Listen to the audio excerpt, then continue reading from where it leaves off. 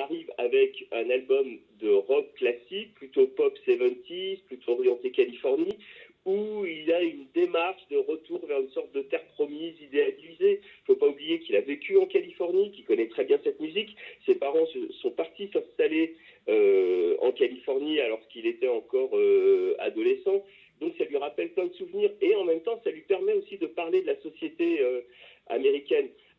par le biais donc de ce côté un peu nostalgique des années 60-70 qui n'étaient pas forcément des années merveilleuses. Il faut se souvenir que le début des années 70 c'était le Vietnam et qu'il y avait la conscription auquel il a échappé parce qu'il avait un problème physique. Mais le fait de revenir avec un album aussi intense,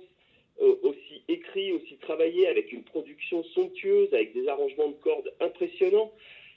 ça lui donne une matière et une légitimité pour parler de l'Amérique, même si c'est pas ouvertement anti-Trump, il évoque une Amérique qui n'est pas du tout celle que veut vendre aujourd'hui le président américain. Dans cet album, au contraire, c'est pas du tout du réac, c'est pas du tout ça qu'il faut voir, c'est plutôt une autre lecture de la société aujourd'hui, de ce qu'elle attend, de ce qu'elle a vécu, d'où elle vient et surtout où elle va aller. Et lui, il propose non pas de revenir à un ancien modèle, ce qui serait totalement aberrant et extrêmement conservateur, mais plutôt de dire il y avait des bons trucs à une époque,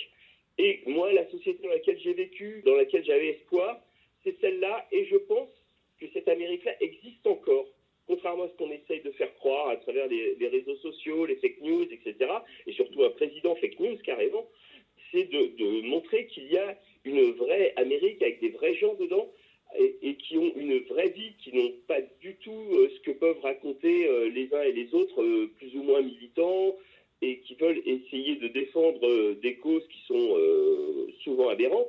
Bruce Springsteen, sur cet album, lui montre que l'Amérique en tant que telle existe, que c'est une nation qui a été fondée par des pères fondateurs, qui avait une histoire, qui a une constitution, et que tout ça marche, puisque ça fonctionne déjà depuis près de 300 ans,